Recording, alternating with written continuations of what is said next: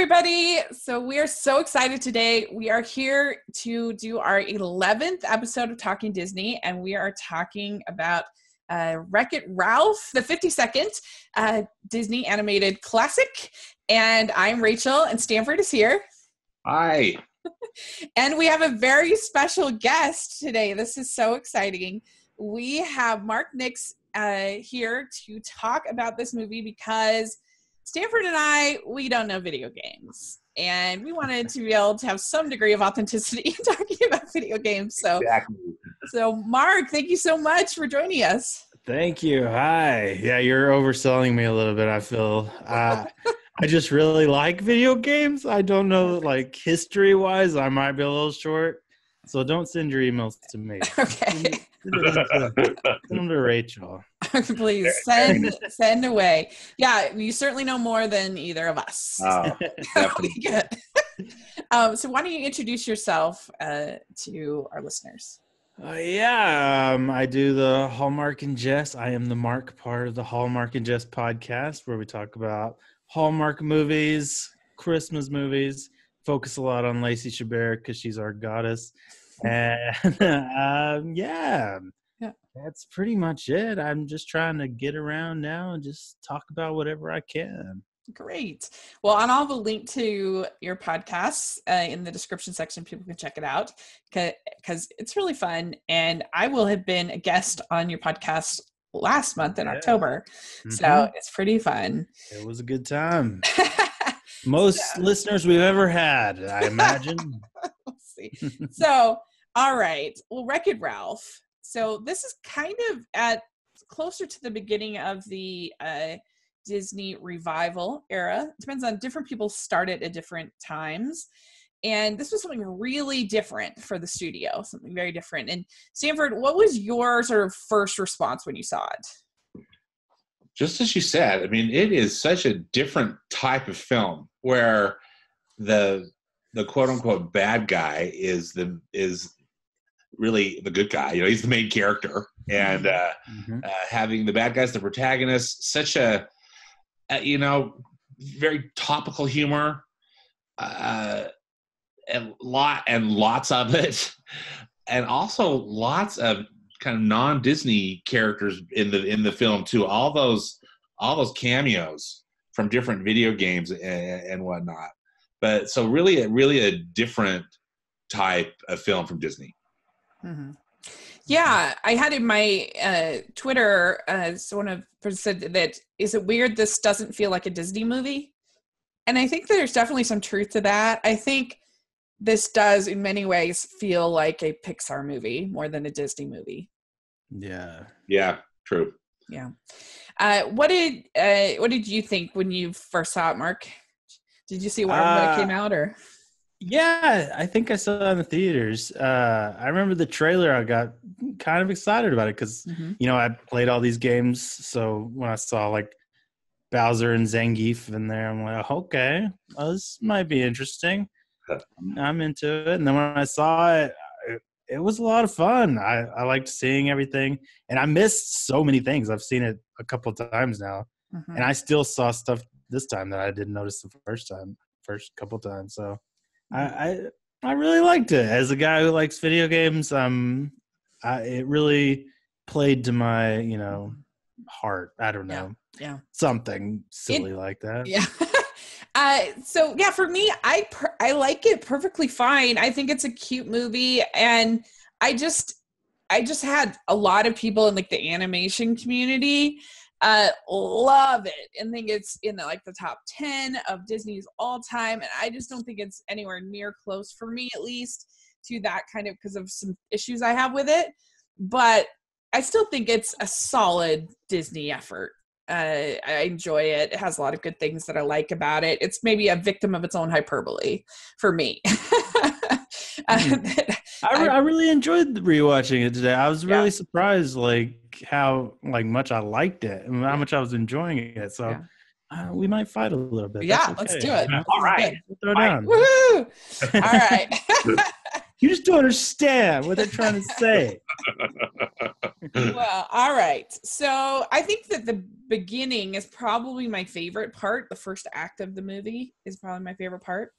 And I think they do a really good job setting up the whole sort of world of the characters, and setting up Ralph as a very likable protagonist, as this antagonist that's a protagonist. And they, explaining the game that that you've got Ralph and Fix-It Felix, and he basically says, like, if I would be if I had a magic hammer, that I could probably do it. He did.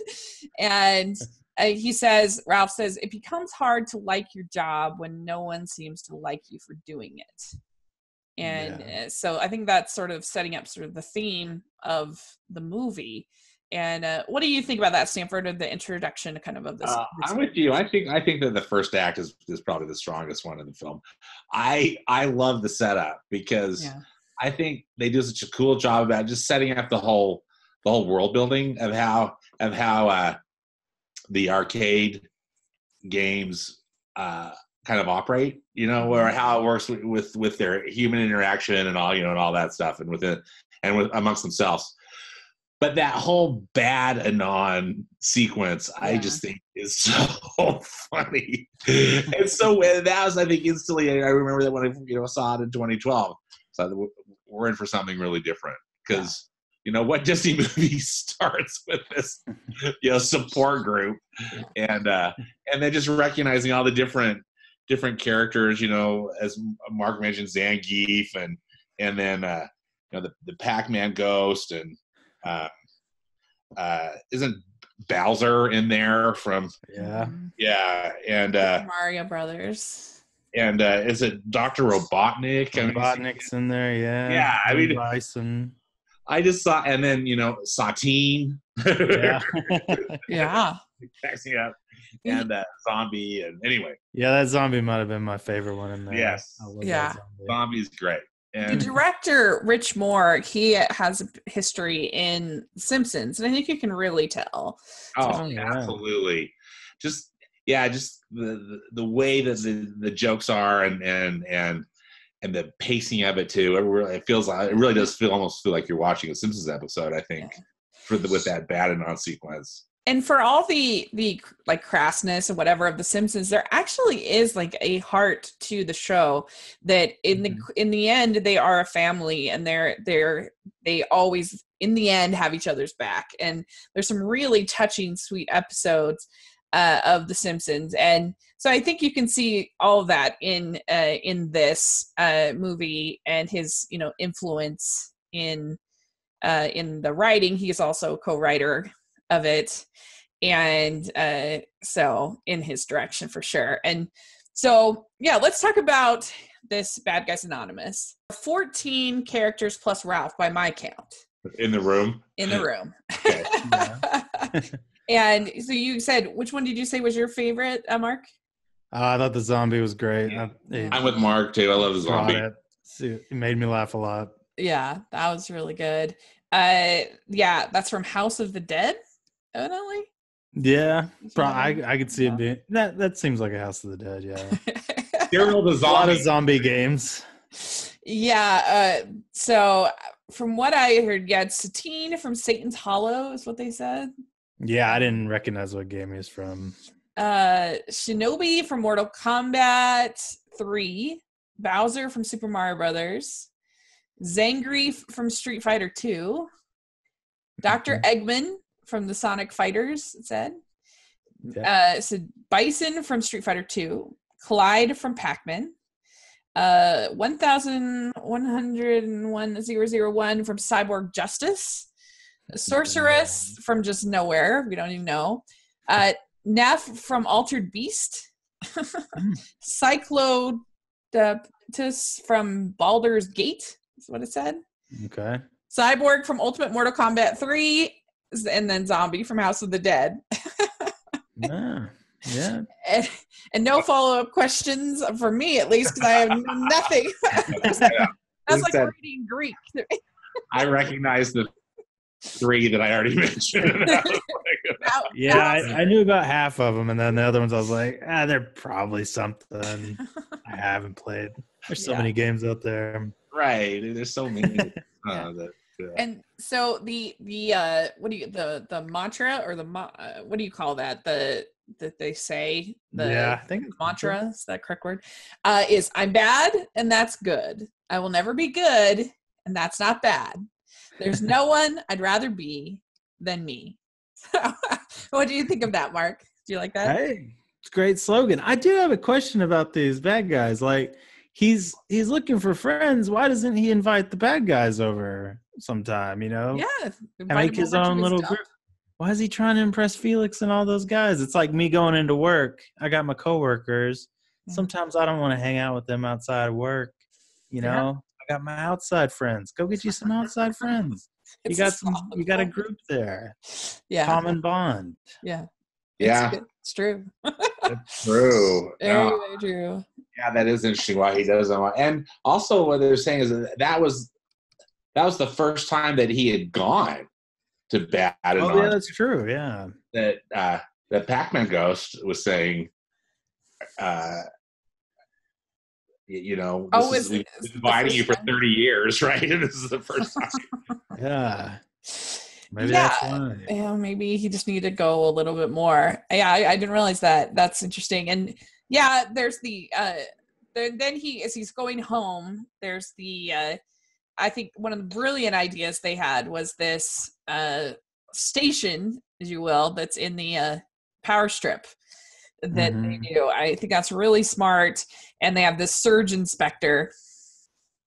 And as he's in the station, you see many, many, many characters and from different games. And all right. I mean, the screen is just littered with them. Yeah. Aren't they? I mean, oh, yeah. And this does kind of, my main gripe with the movie is that they set up this world of this arcade and all of these different worlds and all of these different games. And you really only get to spend any time in 3. And almost the whole movie, 45 minutes of the movie is set in Sugar Rush. It's in Sugar Rush. Which to me, Sugar Rush isn't that interesting. And it would have been like what I think that Lego Movie does what this movie's trying to do much better. The way that in Lego Movie, they're jumping around from the Old West to Middle Earth to Cloud Cuckoo Land to all these different worlds and that have different sort of rules and different styles. And there's, Lord Business and there's all these different characters. And I wish that we got more of that because we'll talk about it. They set up this, what seems like going to be the whole purpose of the movie in him getting this medal. And so what I would have done is had him have to get fulfill a task in each game so that by the end of the movie, he gets the medal and he's won. And there you go. And instead, I just think I feel like it's a bit of a missed opportunity. So I'm hoping that in the second one that we'll get around a little bit more and we'll see a bunch of different worlds and stuff. So anyway, that's my punch. That's fair. Like they could have shown a lot more stuff. But I mean, I think they tried to pack as many just references in there to kind of offset that. Like even the graffiti on the walls is references to multiple games. So they're trying to throw as many Easter eggs in there to fit. But yeah, I like seeing the Pac-Man world where they're all leaving the Pac-Man cabinet. That's really fun. And the cherries too. Yeah. But eventually, if they're going into all these other arcade games, they're kind of going to look the same, honestly. Like, if they're in Centipede, they're going to look the same, just running from a centipede instead of whatever. And none of the games that they chose to go into for long periods were existing games. They chose to use all new games. They opted to do an original game, right? So I don't know if that was a copyright thing or what, but yeah, that's what they decided to do. And there is, I think it's brilliant, the unplugged game characters that are in the station that are begging. And that's where you get Qbert in there. That's pretty cute. They definitely handled Qbert better in this than they did in Pixels. Oh my gosh, so much though. That was that's disturbing what Pixels did. Yes, we can all agree that this is a billion times better than Pixels. Yeah. No comparison, right? other than with these characters, right? That kind of we're in both. Yeah. So he gets back from this meeting, and it turns out there's the 30th. He's basically like kind of having a midlife crisis. It's a midlife crisis, is how I'm interpreting it too. Yeah.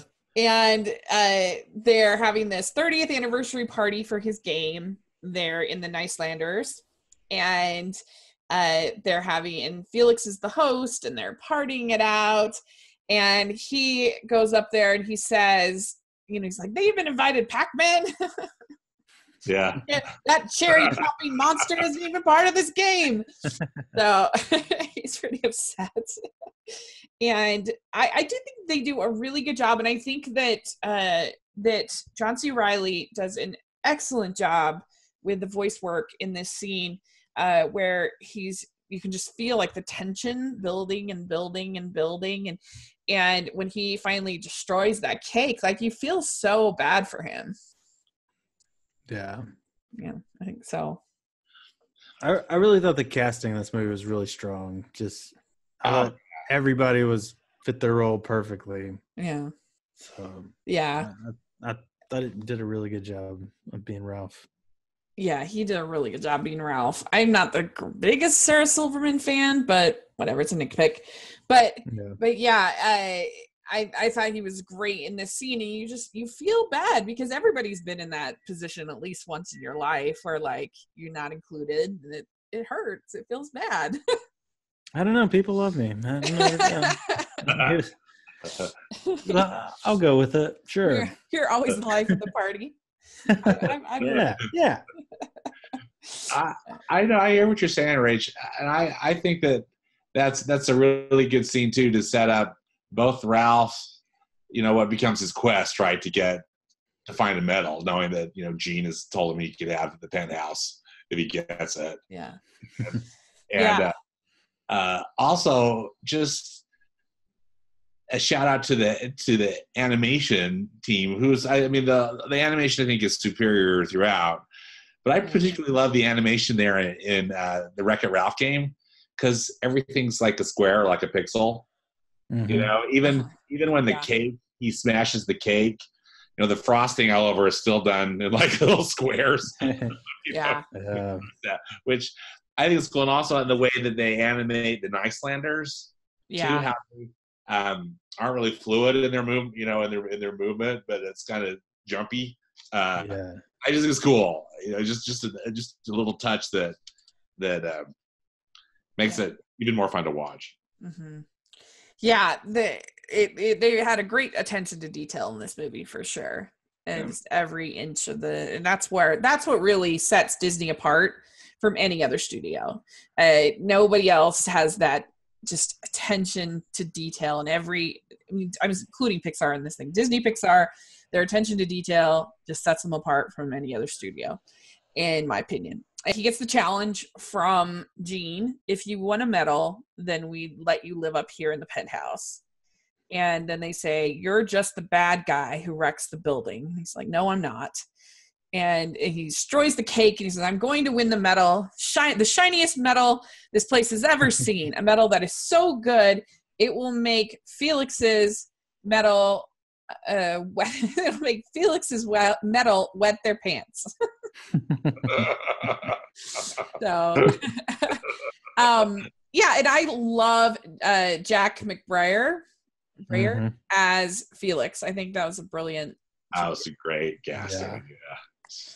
Because there's an innocence to his voice that I think really works for the character. Yeah. And so Ralph goes to talk to his friend Tapper, the bartender. Which, I don't remember Tapper, the video game. Have you guys ever seen Tapper? Yeah. Arcade game, I mean. I haven't seen Tapper. I saw Burger Rush. But apparently Tapper was pretty, controversial because it was supposed to be just a bar game, and then it just kind of made its way out and Right. like Kids. consoles Well, evidently, or arcades, whatever it is. Yeah. well, evidently they had a root beer tapper too. So maybe that was there. That's what I was reading. Reformat it. Root beer tapper, which I've never seen that. Make I it thought it was kid-friendly. kind of a funny joke, even though I didn't, can't say I really got it, Yeah. other than funny that there was this game. Yeah, other people had told me, oh, it's a real thing, and I was, oh, okay. And so I do love the scene in the Lost and Found. I think that is so fun because you got the Mario mushroom, you have the exclamation point, which I guess is from a game called Metal Gear. Yeah, Metal Gear. Yeah, but you hear it, you kind of freak out because I know I've played those games a lot. Anytime you hear that sound, you're in trouble. So PTSD a little bit. Yeah. And you have the underwear from the Street Fighter guy, Zangief. That was funny.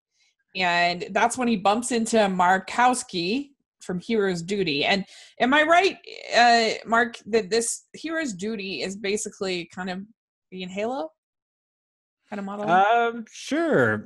It could be a Halo. It's kind of any of those first-person shooters where there's aliens or something. There's a lot of them like that. Are there? So yeah, but Halo's a good reference. Kind of look like their same outfits. Yeah, Halo. kind of Spartan-y armor. Maybe Gears of War a little bit. Yeah. And so, yeah, it's an interesting choice because you've got this whole scene in Hero's Duty, and there's this chance to win a medal. And there's these cyber bugs, which, what do you think of that, Stanford? Those bugs? Well, I think, holy cow, there were sure a lot to animate. You know, How many tens of thousands, are onto the screen at any one time. I thought that, again, I thought they looked interesting, and clearly, they're a plot device that we'll learn more about later. I thought that they were fine. Again, I don't know. Are there games though, Mark, that have this type of a thing where these overwhelming number of mechanical bugs? Bugs specifically, I don't know. There's plenty of games with like overwhelming number of aliens or something, right? Some kind of monster. Even the Halo monsters are like a little more humanoid, not really human, but not bugs either. Kind of a cross. I don't know. Yeah. But I'm not a big bug fan, so if there was, I probably wouldn't play them. Yeah. I don't need that coming at me constantly. Yeah.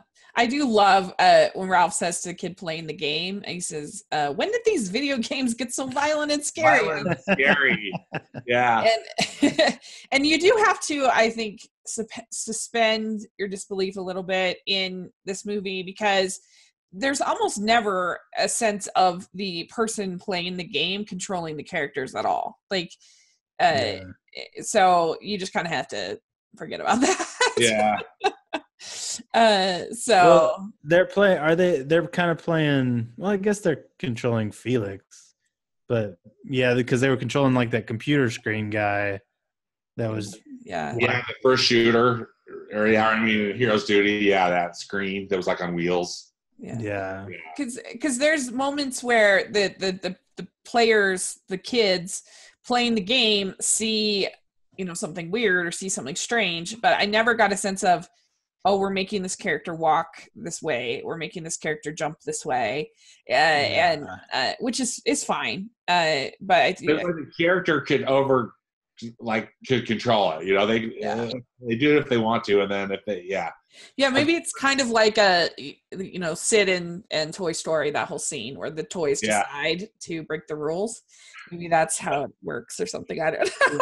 I know sometimes I've been playing a game and I did not jump the way that character did. I know I didn't, and he still jumped that way, and I'm so mad about it. He died, and I think it explains it perfectly. I wasn't really in control. Yeah. I'm not that stupid. Why would I jump in that pit of lava? But I love, he does say, Ralph says to the kid playing the game, he says, when did these video games get so violent and scary? And that's pretty funny funny moment. Yeah. But yeah, we get to get introduced to Sergeant Calhoun, and I love Sergeant Calhoun. I think Jane Lynch is brilliant in the role, and I honestly wish we got even more of her. I wish we had more time with her because I think she's so good, and her and Felix are such a brilliant pairing. Hilarious. They are hilarious, and the lines they give her are hilarious, and yeah, she's great. That backstory was fantastic. Her tragic backstory. Perfect. Yeah, brilliant. Yeah, because she's gonna get married and the bugs come, so it's not a good situation. And well, I love that they show it too. You know, there's a giant bug. She has that huge minigun just at the ready. Yeah, I love it. And the owner of the Mr. Litwalk, I guess, he puts a out of order sign on the games, and that's kind of like the kiss of death, and especially for games as old as Wreck-It Ralph or Fix It Felix. And the characters in that game say, "Ladies and gentlemen, we're out of order. We are doomed. They're going to pull the plug." And so that's why Felix goes. And I kind of love that Felix speaks Cubanese. Oh, I know. It's so great. It's funny. that whole sequence is really funny, I think, too. And Felix looks at Calhoun and says, "Look at that high definition in your face. It's amazing." That's really good. Yeah. So basically Ralph gets the medal pretty quickly. It's at the 25-minute mark. He already has his medal. And I don't know. What do you think about that, Stanford? So, again, I thought for the plot it worked because he gets the medal and then he, gets out of there with a bug, with him. So I think that's kind of a fun scene, though, in that they get Dennis Hayward, right? Isn't that the name of the actor? Yeah. Who does the Allstate commercials?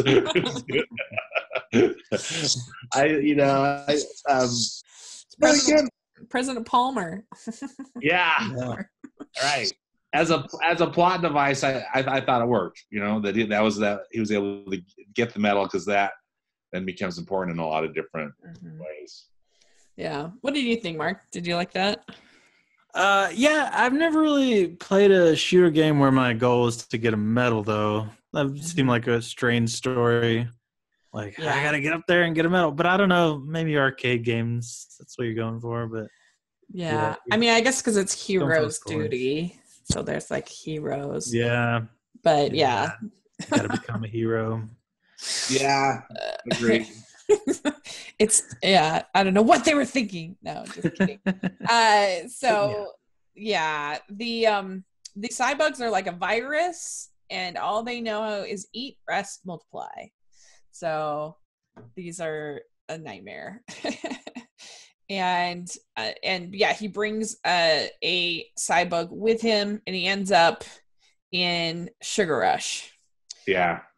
And I don't love Sugar Rush. It's not my favorite. I just think it's really not interesting. And I don't love the story in Sugar Rush. It's something I've seen a lot of times. I don't hate it. I just don't love it. I enjoy it. I like all the food puns, all the, working in of classic snacks. I love snacks. It speaks to me. It speaks to my heart. Yeah. There are some that are cute. I do like the devil dogs, like that's cute, and some of the other food. I like how they do like the stands with the the peanuts. Yeah, the gallery. That's pretty funny. The Oreos with the Wizard of Oz song. Yeah, that's funny. Perfect. I like all the candy spectators, and I really think King Candy is such a great character. But I hear what you're saying, Rachel, and that I think that it's almost like Sugar Rush overstays its welcome. But this time I was really paying more attention to the plot. Yeah. just because I could. You know, I mean, I'd already seen it, and I wanted to be able to talk about it too. And Vanellope is such an important character. Yeah. And she's super annoying because I'm with that. Sarah Silverman is pretty annoying. I disagree. I loved her in this. I loved the character. I was gonna say, I'm coming back to you too, Mark, because I really grew to like Vanellope more this watching than I had in the past. She's a great character, I think, and really an important character in Ralph figuring out things too. Yeah, because she is. She wants his medal. He gets separated from his medal. She wants the medal because she can use it as a coin to get entered in this race.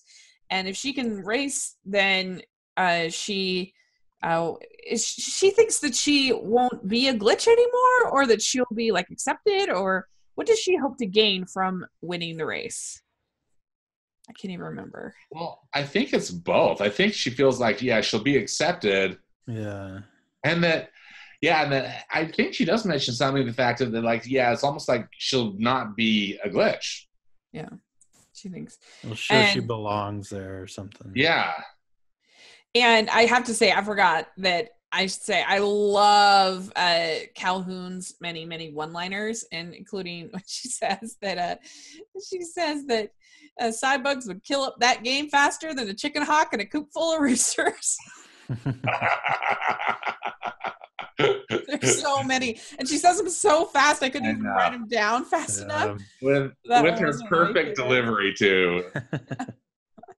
She's so good. And so I do think that the racers are super cute, all of them, like Taffeta and Vanilla. They're all, the design I think is really cute, character design.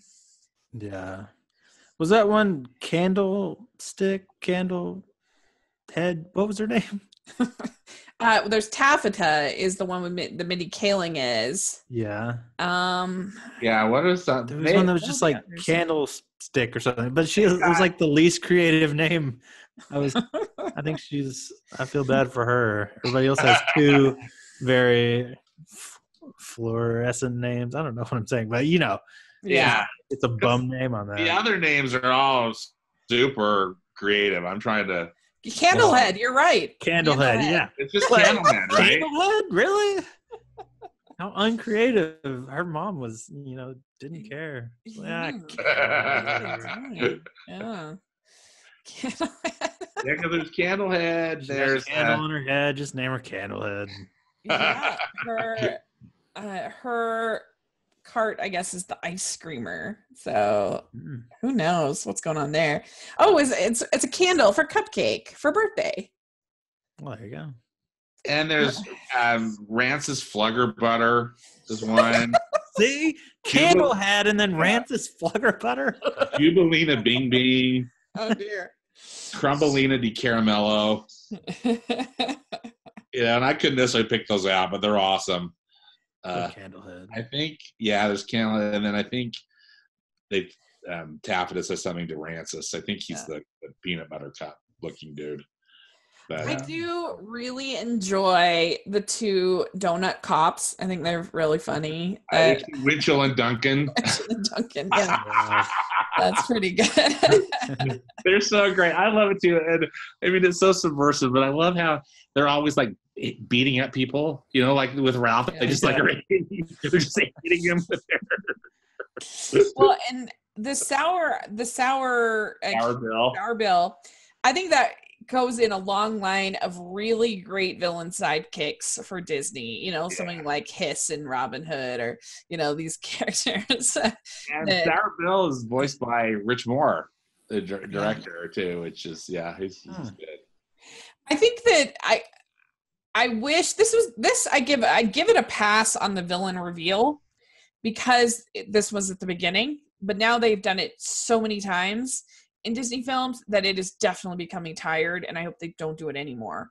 Because we had it here, we have it in Frozen, we have it in Big Hero 6, we have it in so many movies, and it's just I miss the movies like Tangled, where there's just this Gothel is a villain and she's got a villain song and she's wicked, and I like that.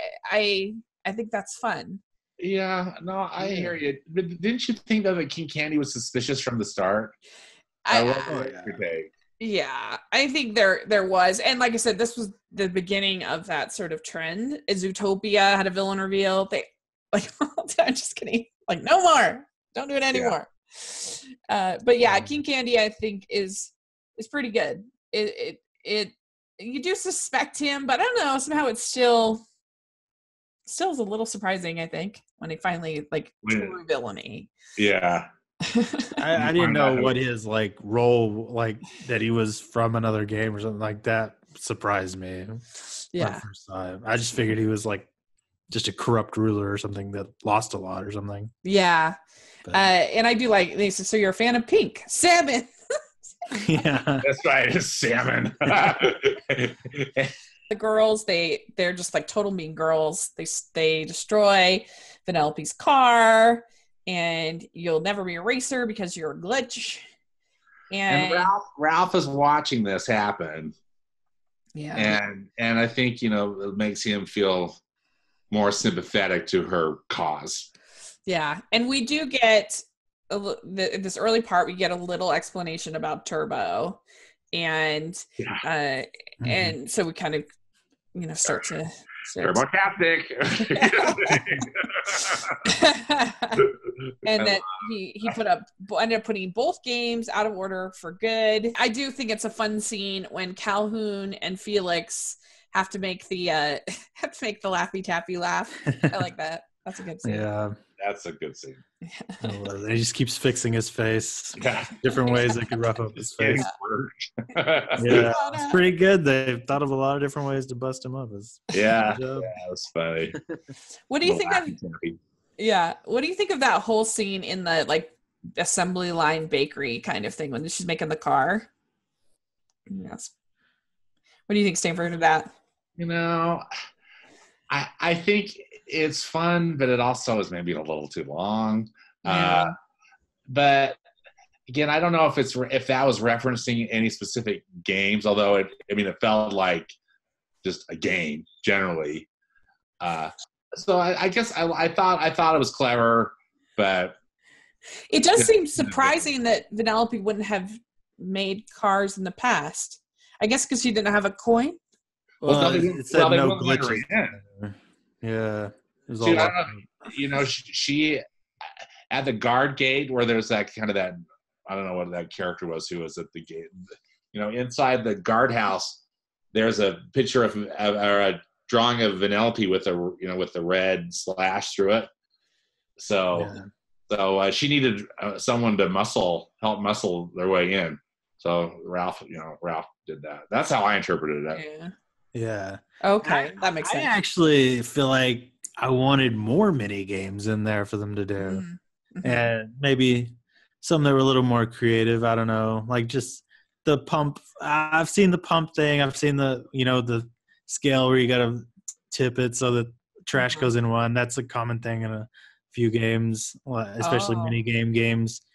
And same with the pump thing. Oh, if you play Mario Party where they have just tons of mini games, there's tons of ideas you could use for this kind of stuff. So I feel like there could have been more, and definitely more interesting ones than what they used. Yeah, I can see that. Yeah, me too. Yeah. So all right, then we have. I do love the design. I think it's super clever. The design of Vanellope's home. Of course, she's in the land of the sugar-free lollipops, which is desolate. Nobody wants that. And the Diet Coke Mountain or Diet Cola Mountain. Diet Cola Mountain, and then it has the Mentos roof, I guess, and then they fall in and create the geysers, the springs or whatever. And that is pretty clever. That's good. Yeah, really funny. It was good. And it also comes into play, of course, at the end. I was a little bit frustrated once he finds out that Vanellope can't drive. He's like, what do you think? We're going to just magically win the race? He creates the track for her, and has kind of sort of a shut up and drive sequence. There's the racing montage. Yeah. She picks it up very quickly, maybe even a little too quickly for me. Okay, I guess it's in her blood or in her code, whatever. That's fine, I guess. But it's princesses. A little more practice would have been good. Yeah, princesses they pick up on these things quick, I guess. Yeah, that's right. Just with the time in the montage, right? She masters it. Yeah. And we do get a scene with Felix to Calhoun. You're one dynamite gal. That's off her PTSD, right? Yeah. I could have used I love them. They are so fun. They're probably my favorite thing in this whole movie is Felix and Calhoun. So great. Yeah. And so that's when King Candy comes to talk to Ralph.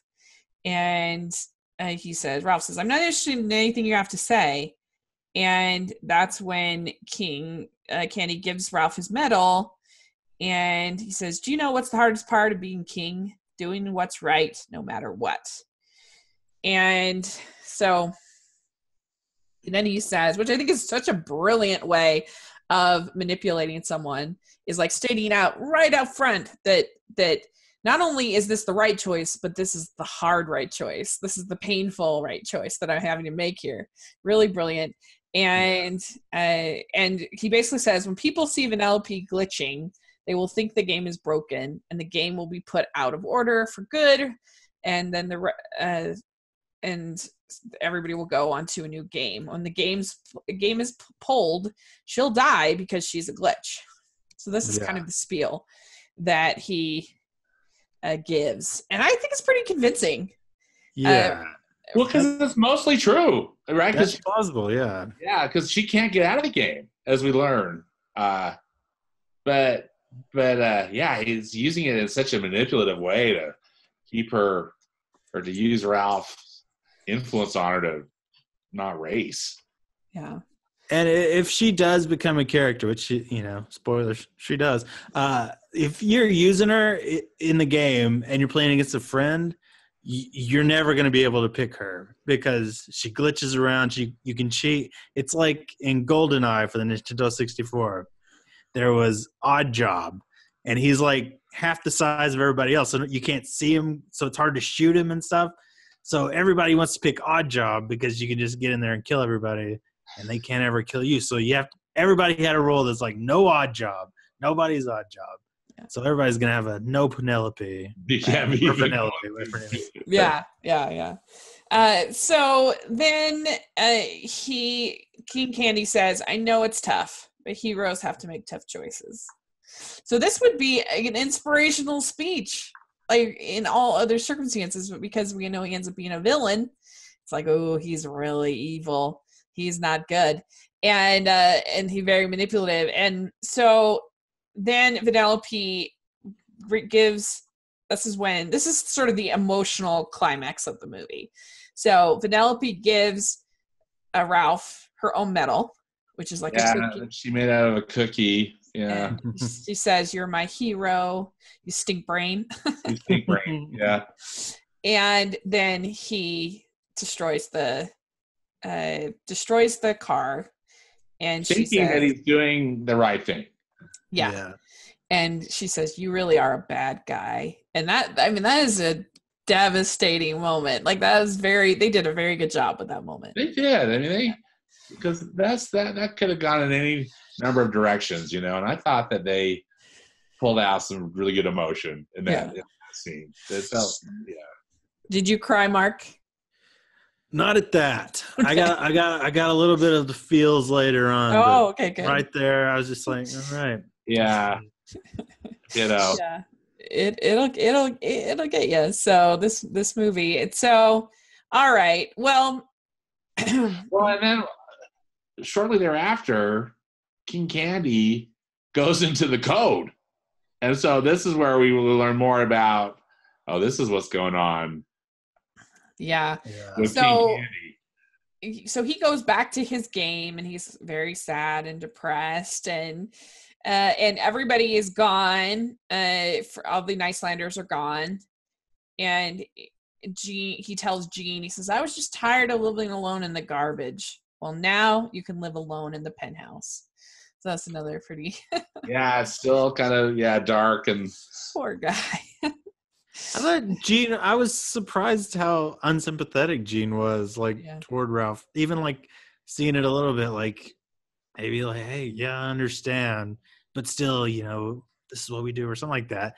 But he was just well, you could just be alone then. Yeah. This is a pretty cynical moment. Dude's crying out for help, man. He needs you, Gene. Get in there. Yeah, he's really, he doesn't have any sympathy for Ralph really at all. Yeah. So that's true. So then that's when he sees Vanellope's medal, and then he realizes that her picture is on the outside of the game, because he can see it from the penthouse, see the game. And then he realizes, how can she be a glitch if she's on the outside of the game? Mm-hmm. And so he goes back, and you get this really funny scene with him swallowing sour. He's like, this is terrible. This is horrible. And he's like, okay, I'll talk. And that's when we get the whole spiel about King Candy, the big reveal, and that King Candy has locked up all their memories. And the game will reset if she crosses the finish line.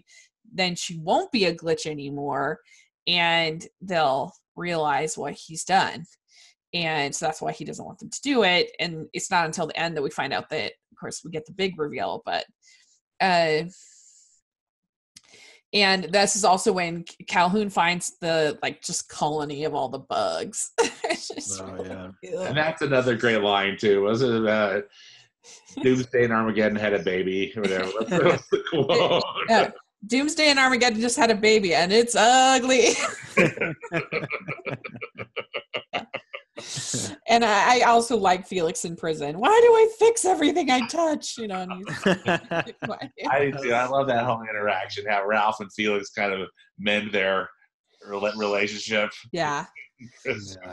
Yeah, because Felix says, you don't know what it's like to be rejected and treated like a criminal. And then Ralph says, that's every day of my life. That's why I ran off. Please fix it. And I promise I will never try to be good again. So that he frees Vanellope, and then he gets the race starts without her in it. And he tells her, so you don't have to win, just cross the finish line. You'll be a real racer. And she says, I'm already a real racer, but I'm going to win. Mm-hmm. And so the race starts, and Calhoun says, this game is going down. The Cybug has multiplied, and they're kind of fighting them off. And then we get King Candy and Vanellope fighting, and that's when he does reveal that he's Turbo. And so what do you think of that, Mark, that whole scene of the race? Did you like the race? I did like the race. You talk about how, maybe they explored Sugar Rush too much, but the race went through all these lands. I was like, oh man, what's this snow land? What kind of candy is that? I wanted to know. Yeah. And then they're driving down that rainbow path, and it made me just think of those sour gummy those ribbons. Man, I really want to get me one of those now. It does make you want to have candy right now. Yeah.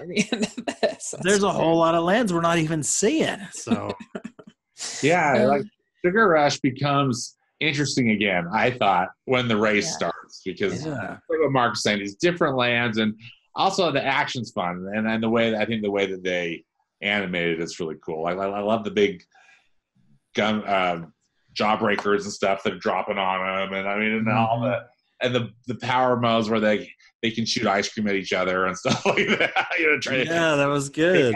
It's fun. I thought very Mario Kart. I loved it. Yes. Well, and the ending of the race is pretty creative. It's not really a sports thing. It's kind of almost a war kind of moment, because she crashes, and she's trying to get over the finish line. And this is when it seems like it's pretty it's a pretty bad situation, these bugs. And then that's when that's when Ralph, I forget who says it, but someone says, without a beacon, there's no way to stop these monsters. So that's when Ralph I think it's Calhoun, isn't it? Is that Calhoun? Okay. Yeah. So Ralph goes after the soda pop to make the Mentos fall, and because that's what's going to fight off the virus of these bugs, and also Turbo turns into a bug. Yeah, the bug eats them. Yeah, it gets eaten by one of the bugs, and then they kind of become this hybrid morph. Yeah, they turn into whatever they eat. Oh, okay. I didn't even realize that. Yeah, they ate a gun in they ate Ralph's gun at the beginning, so he turned into this gun bug. Oh, right. Okay. Yeah. They turn into candy and stuff like that, kind of when they eat the candy world. Yeah. Yeah, they like kind of get stripes and different things, right, to make it they look like candy bugs. Yeah. Yeah. So Ralph jumps into the thing, and he's got getting the Mentos to fall, and he says the mantra, I'm bad and that's good. I will never be good and that's not bad. There's no one I would rather be than me, which is a really nice message. Like, not the being bad part, but like being yourself.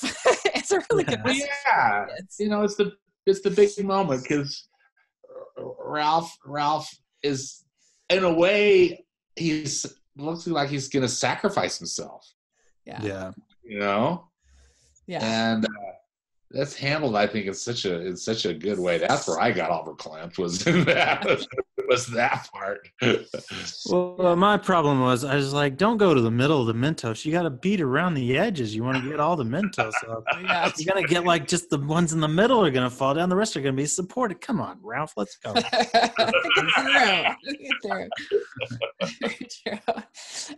So we do find out once the explosion is like gotten rid of all the bad people, we find out that Vanellope is a princess, the rightful ruler of Sugar Rush, where she doesn't really want to be a princess. But it was pretty funny, I thought, when she's like, I'm going to execute all the mean girls, and Calhoun's like, this place just got interesting. That was good. That was good. Well, and I think that's really played up, in a way, poking fun at Disney movies, because Vanellope goes through one of those famous Disney transformations, where, with the music, and she rises up in the air, and all the Disney sparkles that go around her that turns her into the princess. She's got that ridiculous princess dress on, too. I thought it was funny. Yeah, and we know we're going to get way more of that in this next one, because we have all the princesses that are going to be there. I don't know if you've seen that trailer, Mark. For the have not checked it out. Oh, sorry, spoiler alert. Hey, that's because Vanellope is technically a Disney princess too. That's true. Yeah. That is true. Yeah. So, sorry, go ahead. If I can go back to King Candy's death, let's do it. Like, that's kind of like one of the darker deaths for me. It's kind of like, the Tarzan guy, how he died. And these, like, those were pretty dark. But you can tell, like, Turbo's, like, really scared, but he can't stop himself from going into this, like, he's going to just, like, explode in this thing. I'm like, man, you can see the fear in his face. It's kind of, like, unsettling a little bit. Yeah, it's scary. I agree with you. And again, they showed it, which I thought was cool. Yeah. Well, they didn't just show him fly up there all happy and like, oh, the light, woo. He did it at the end, but the conflict. He kept switching in between. I was like, oh, man. That's a good point. I think Alan Tudyk does a good job throughout with King Candy's vocal work. And evidently he was trying to mimic Ed Wynn, who was the Mad Hatter in Alice in Wonderland. And Uncle What's His Bucket and Mary Poppins. Yes, love to laugh. Where they have the tea party on the ceiling. Yes. Yeah, very true. And so that's a good point. And I mean, I must say, I am also this was at the very beginning, but I also I want Disney to do a mixture of like the modern humor, wink, wink, poink, poink kind of thing, like they've been doing a lot. But I also want just traditional fairy tales from Disney, like let's, like, I don't know. I that's my only critique on that point. I hope that Frozen 2 just give us a solid fairy tale. You don't need any of that in that. Did Shrek kind of ruin it for everybody? Not the biggest Shrek fan. Is that what changed all the movies? We got to be this inside jokey for the adults and the kids. Well, and Despicable Me is also a big problem because those movies made so much money, and so everyone was trying to have a Minions, and to have their cute little characters and their whatever. So it's. I know what you're saying, Rach, because I think that's one of the things that was, in a way, somewhat controversial about Wreck-It Ralph. I know, some of my friends and family, they didn't care for it because I think they were wanting more of a fairy tale rather than kind of this. Like, I'm fine with it. Very non-traditional movie, I would just really like a real villain, a real fairy tale, a real, you know what I mean? Just like go old school. Like you can do the modern stuff, but give us old school as well, because no other studio is doing it. And there's plenty of studios that are doing the satire. We get that from Illumination. We get it from all these other companies. Let's have one studio that's old fashioned. But that's my little speech on that. But well, they did a pretty good job with this one. Penelope say goodbye, and she says, "You could be happy if you stay with me." And he says, "I've got a job to do. It may not be fancy, but it's my duty." And that's kind of their little joke, is duty. And Ralph is back, and he's back in the Anonymous, and the Icelanders are being nice to him, and so even though he's still playing the game, and they throw him off the building, they like bring him treats, and he gets like a little house, and he gets Q-Bert and the other characters in No Game to help him. And when they lift him up to throw him off the building, he's able to see the Sugar Rush machine. That's right. So he gets to see. Yeah. And that's where the feels got me whenever she's playing like the game. And she wins with Vanellope, and Vanellope does a little, fist bump to the screen. I was like, oh man, I like her. I was good. You're like, nobody, you're crying. I'm not crying. You're crying. I'm not crying. We did it. And you have Felix and Calhoun's wedding, which is really fun, and no bugs to stop it. Everybody's got their they're all aimed at the window where the other bug came in. Yeah. And how is that marriage gonna work, by the way? I don't know. What land are they gonna live in? Do they live? Is it like kind of having two rooms in a house? Some married couples have two separate rooms. That's how they're doing it.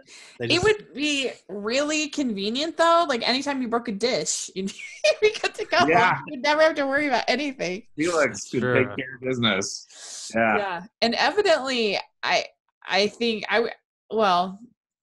I'm curious in the next one if we get to see more of their, like, if they have kids or something. That could be really funny. It'd be funny. Yeah. We'll see. We'll see what they do, because they're both in it, right? They both have been announced. Yeah. So there you go. That's the movie. That's Wreck-It Ralph. And like I said, I think it's a solid movie. I give it like a B plus. I enjoy it. I just don't love it. It's not one of my favorites.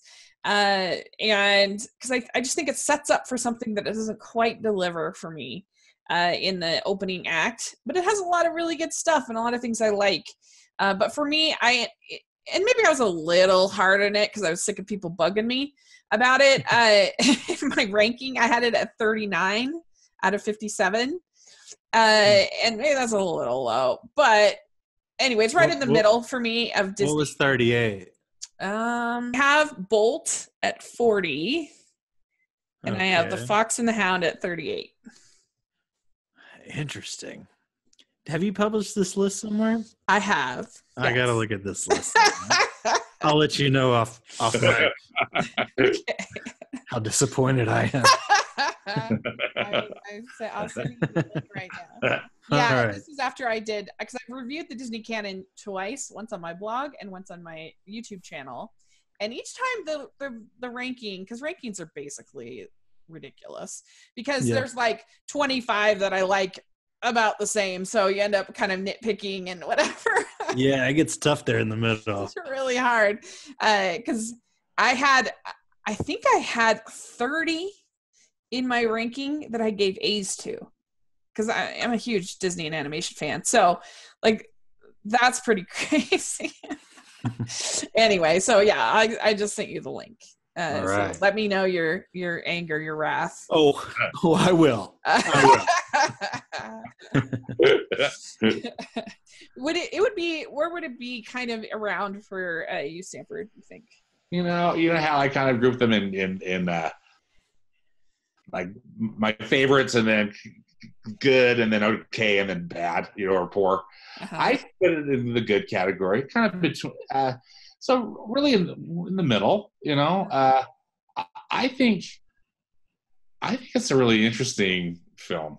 Yeah. Not the greatest Disney animated film ever, but so unique, and I think that the script is really quite mature, for maybe for lack of a better word, but there's a lot going on in the script with all these different characters and all these different things happening. It's fun to be able to pay more attention to that this viewing, rather than kind of fall back on some of the things that frustrated me in previous viewings. I mean, the frustrations were great because I've always thought it was good, but yeah. Well, and I think that they really brought a lot of people into the Disney fold that didn't aren't musical people, aren't into, the kind of things that I love. And so I think it's an important film in that regard, because there really is a Disney movie for everyone. Yeah. And that's the important thing. I also want to quickly mention, I love the music by Henry Jackman. I think he did a great job with the score, integrating the video game aesthetics. I don't know the melodies for video, that sound, electronic sound, with the other rest of the score, I think is brilliant. That Sugar Rush theme was stuck in my head for a while afterwards. Yeah.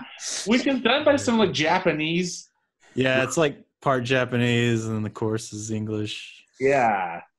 Which is funny. And then I don't know if you watched the end credits, but the very last song, the Wreck-It Ralph song, which is kind of just a silly little song too, but I believe that was written by this guy that wrote that Pac-Man. Was it Pac-Man? Yeah, Pac-Man Fever. Yeah. The 80s. Yeah.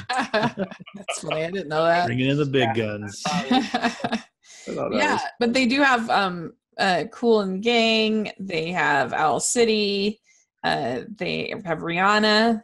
Skrillex. Is that? Yeah. And then he has a little cameo in I think in the 30th in the party scene up at Gene's penthouse. Skrillex DJ. Yeah. So this was really fun. I had a great time talking about this. And real quick, I just wanted to share some of the thoughts of my my followers on Twitter. We have from Animated Antic, we have really love Wreck-It Ralph. It has a fantastic cast of characters, clever ideas, and is easily the best movie incorporating video games I've seen. It's so many leagues above Pixels. We all agree. Oh yeah. And Pinafore Geek says, love Stretched Out. And he says, and one of the first movies to make me loudly cry in a theater. Backseat Directors says, so good. One of Disney's best films in the last 15 years. Richard Southworth says, I liked it even enough to get the DVD. It has a fun, compelling story and humor. Plus, I don't even find Vanellope annoying. I think he knew that he was writing that to me. So Reese's Review says, I enjoyed the film, and I think the fake-out villain trope that Disney uses so often works with Turbo King Candy. I think the characters are good, especially Felix and Calhoun. However, I think the movie does waste potential by sticking to Sugar Rush so quickly. Still a lot of fun. And Sam Ratner says, haven't seen it since I was in theaters, but definitely plan on rewatching it before Ralph breaks the internet. And Ryan says, it's one of the best Disney films ever. So there you go. Thoughts there. You know, I enjoyed this movie a lot. Like, I remember liking it at the beginning when I first saw it, and then when I saw it this time, I really enjoyed it. Good. It's a different kind of love that I have for like the movies when I was growing up. I have a more sentimental love for those. Yeah. This one, it just felt like it was a movie written for guys and girls my age who grew up playing video games. Yeah. That, you know, now that we're old enough to be parents, we can take our kids to. Yeah. That's what it feels like. And it's a great movie for that. Yeah. It is a different Disney movie, like you were saying. Yeah, and it is one that I think boys and girls can like equally. Yeah, definitely. Did that both. And so that's nice too. So a lot of good things going for it. Yeah, I agree. And then one question for you, Mark, too, since you're a resident gamer here. Oh, yeah. Hardcore. What do you think about it as a video game themed film? Like, how does that work? How did that work for you? I thought they did a really great job. Just like little things, like how the 8-bit players move, you know, and the little sounds they make when they go up. Like, yeah, that feels like how those people were moving. And just there's like all the cool characters that we all love and stuff. They shouted out everybody. There's even like a little waterfall in Fix It Felix house that kind of looks like the waterfall and like the Zelda title screen. It's like, man, there's just little things everywhere. So like video gamers, you could watch it over and over again, find new things, you know, and just kind of like, yeah, I remember that game. And it just kind of makes you want to go back and play the old stuff and, you know, feel like a kid again, kind of. Yeah. Oh, that's really, really cool. I know a lot of people do feel that way for sure about it. So yeah, that's really cool. Well, thank you so much, Mark, for coming and talking with us. This was so much fun. This was a blast. And thanks for having me. So let us know if you're listening. Let us know in the comment section or on Twitter what you think of Wreck-It Ralph and the different parts we talked about. We'd love to have your input. And so, Stanford, where can people find you?